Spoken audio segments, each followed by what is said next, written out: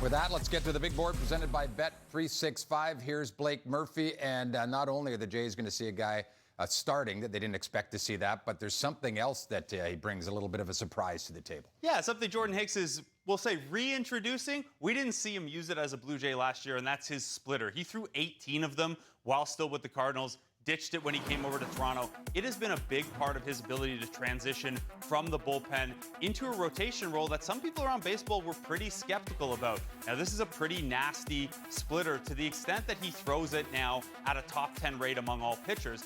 He also gets swing and miss on this about 40% of the time when hitters do swing at it. That's about the same rate as a sweeper, and there are only a small handful of starters in baseball who have two pitches who can get that much swing and miss. So a lot to cover with Jordan Hicks and that sinker that he's dialed back the velocity on so he can control it a little better. Headed for the All-Star break, but also headed uniquely in baseball for the draft. And Canadian content on your mind, as it should be on Sunday. Always Canadian content. I'm Control F, looking for the Canadian guys on those draft rankings. A couple interesting names in this year's draft on the Canadian side.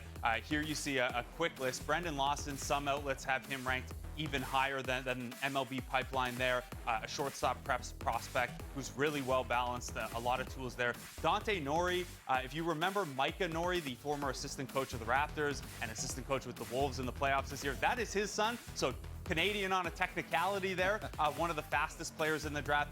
Emilian Petrie, who you would have got a look at with Kentucky if you were watching into the NCAA tournament. And then Nathan Flewelling, a catching prospect who's a little later to these rankings. Dante Nori doing his best to tie in your two primary sports. I love it. Who's the guy that you're most excited about of those four? I'm a sucker for a catching prospect, so give me Nathan Flewelling. I don't know if he's top of the board, but he's very interesting to me. One of the youngest players in the draft, won't be 18 until November. I had a scout type tell me that it's possible he grows into 70 grade raw power.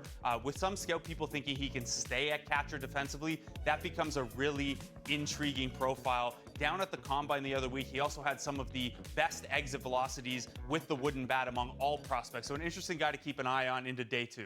That is Blake Murphy, and that is the big board presented by Bet365. Whatever the sport, whatever the moment, it's never ordinary with Bet365.